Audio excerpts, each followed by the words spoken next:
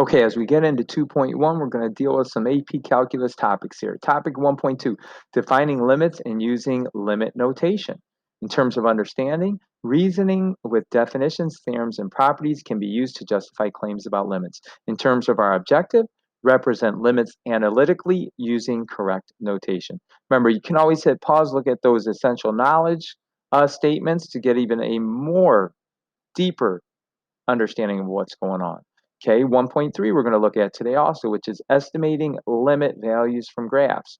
In terms of understanding, reasoning with definitions, theorems, properties can be used to justify claims about limits. Our objective, estimate limits of functions. Once again, hit pause, take a look at that knowledge.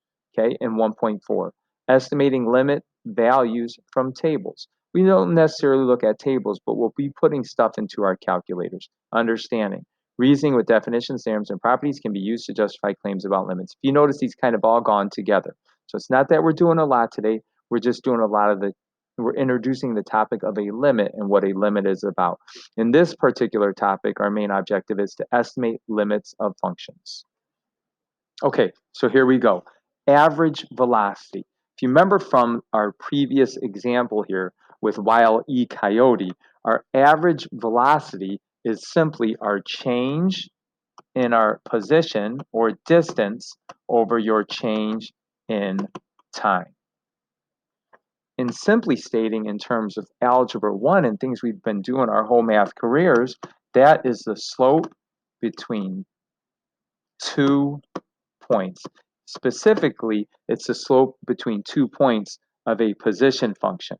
Okay, instantaneous velocity requires the use of limits. So what we really need to do now, so we can get into what the major concept of what calculus is about, is go ahead and examine limits. Now, limits are what separate calculus from pre-calculus. And when dealing with calculus, you guys, there's two main topics, what we call derivatives and what we call integrals. Both of those dive hard into what an actual limit is about.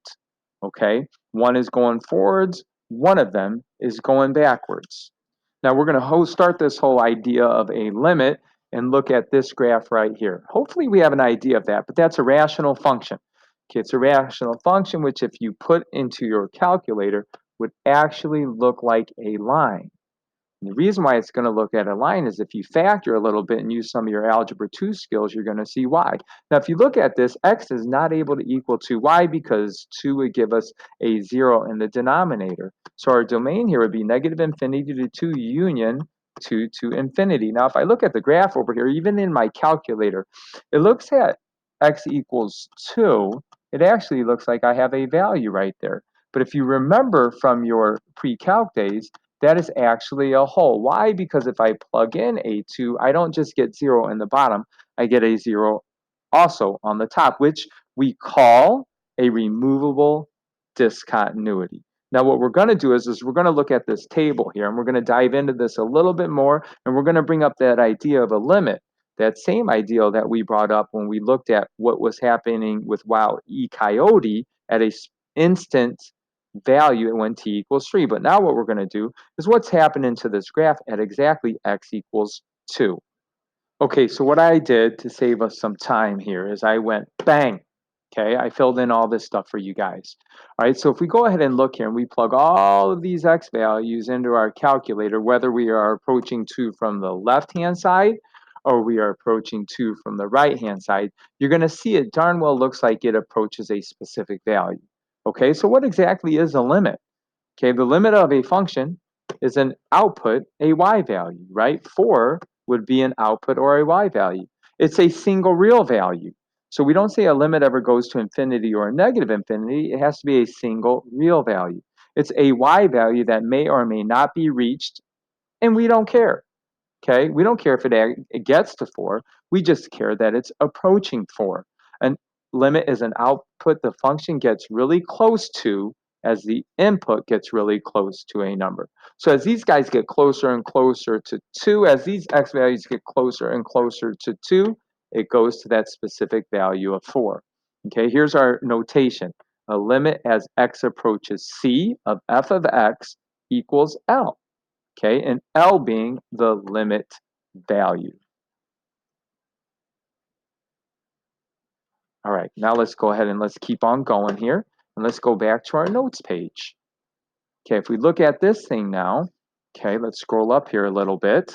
So the important question which we just got done with is, what is the limit as x approaches 2 of f of x for that graph we were just looking at? Remember, if we plug in a 2 into that value, I get a 0 over 0. But the limit approaches from the left and to the right, they both go to 4. So that is what we call our limit value. Now, to really understand limits, it's always very, very helpful to look at piecewise functions. So let's go ahead and look at this piecewise function. Let's go ahead and graph it first, and then we're going to go ahead and look at what's happening to that in terms of a limit. Okay, but when x is not 2, our value of y is always going to be 1. So what would that look like? Well, when x is not 2, so that's kind of like how I would graph that. Okay, when x is not 2, our y value is always going to be 1. But when x is 2, our y value is going to be 0. So that's how I would graph that piecewise function. Now, if you look, whether you're approaching 2 from the left-hand side or from the right-hand side, it looks like it goes to a specific y value of 1.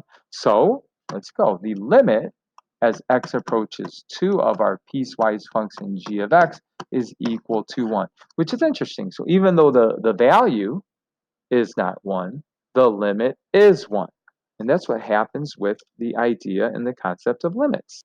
Okay, let's dive a little bit deeper into limits now. If you notice, we've been looking at these as we go from the left to the right, but sometimes they don't always equal the same value. So we have what we call one-sided limits.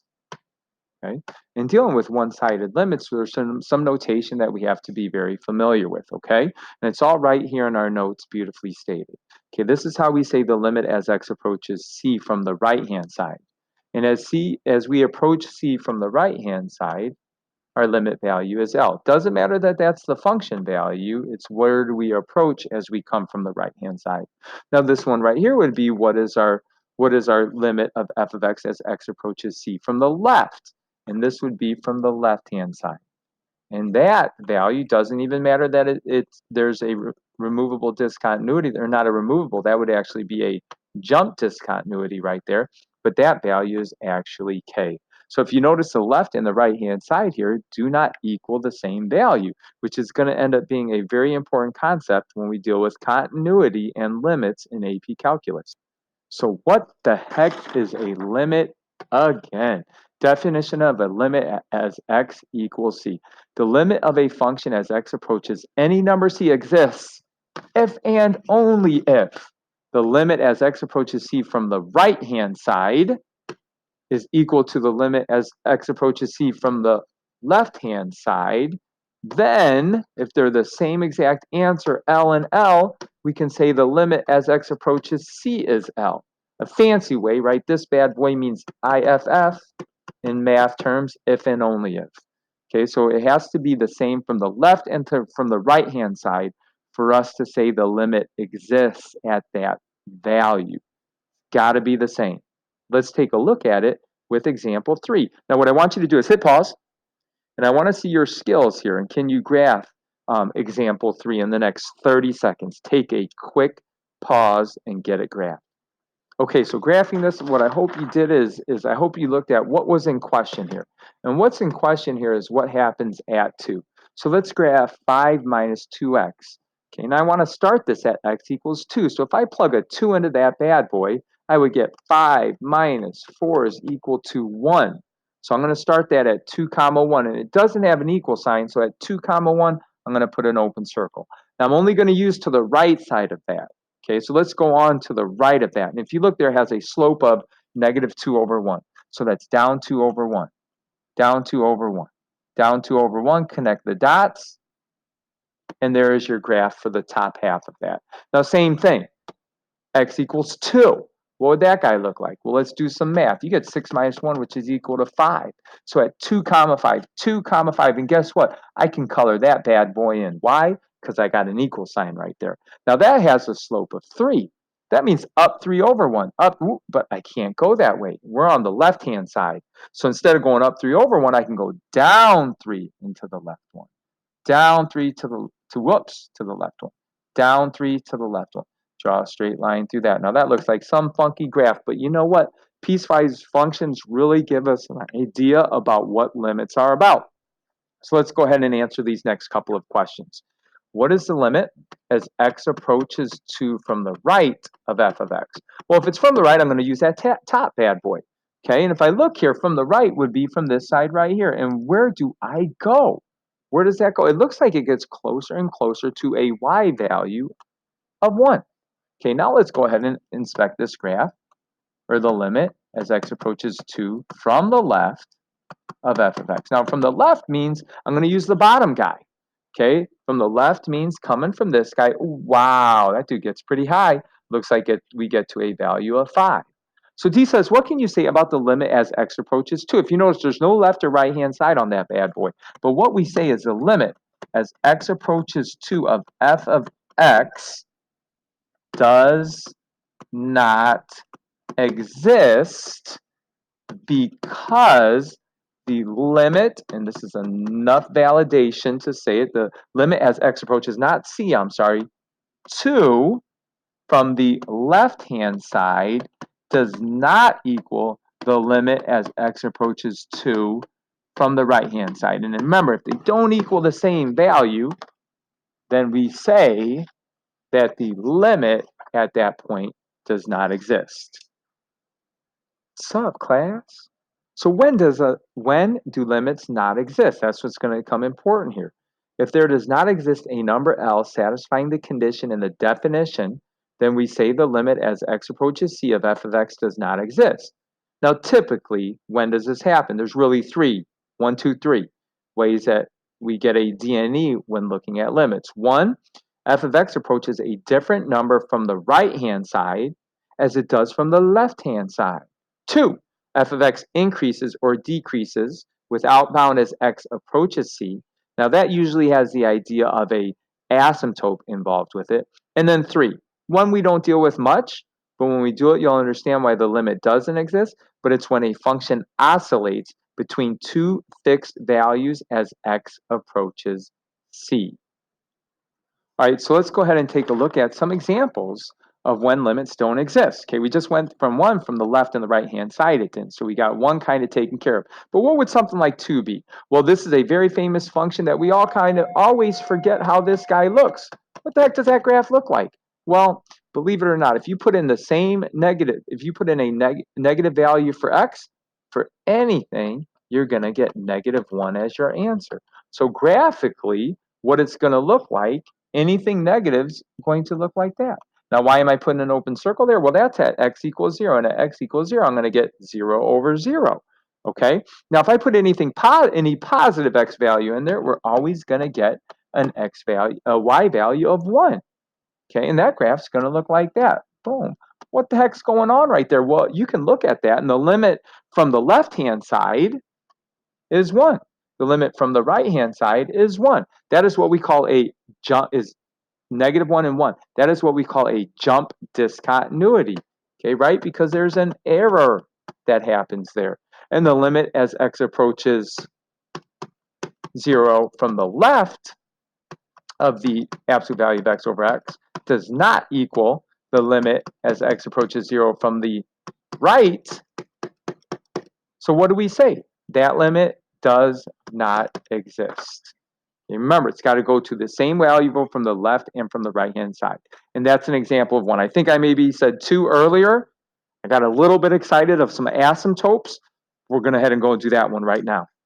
Hopefully, at first look with this one, you notice that, hey, something bad is going on here at x equals 1, right? If I put a 1 in there for x, I get 1 over 0, and that's bad.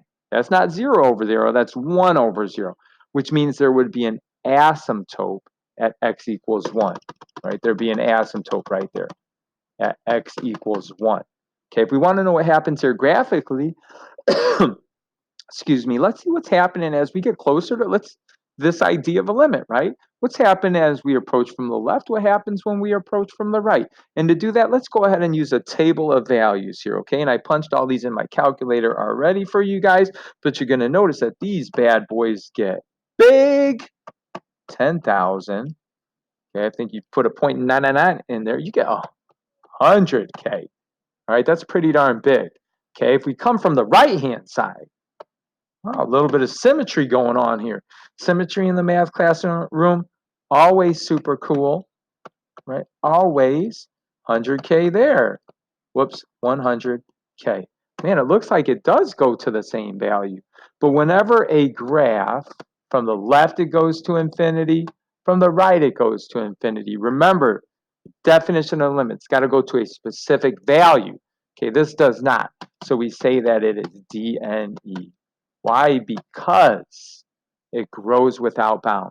That's an example of our number 2. Okay, it's got to go to a specific y value. This guy grows without bound. You can go right back up here into your notes, right? And if you go back in here and look at your notes, that's our example 2. Increases or decreases without bound as x approaches c. All right, if you're like me, you're dying to see what the heck is this oscillation bad boy talking about. Well, try putting that guy into your calculator, okay? And I'm gonna plug in some values, okay, as we supposedly get closer and closer to 0. But when I plug in these values, it goes from 1 to -1 to 1 to -1 to 1 to -1 to 1. Okay? And the interesting thing is this guy alternates between 1 and -1. Well, that's an idea of oscillation. Okay, whether we're coming from the left or the right, it just keeps on jumping between 1 and -1. So it does, once again, does not go to a specific value. We're not going to handle that guy much in AP Calculus, but we just wanted to give you the 3 ways in AP Calc how we sometimes deal with when a limit does not exist. All right, class, I hope you're enjoying this so far. It's kind of the part 1 of the first lesson of the year in AP Calculus. Please come to class with your questions. Remember, the coolest thing about flipping this classroom is in class we get to just work on problems. So instead of struggling with your homework at home, we get to struggle on it together in class. I'm always here in the mornings, so make sure you come in with any questions, concerns, or hey, I would love suggestions of how I need to make these videos better so that you guys have a better understanding. Aloha.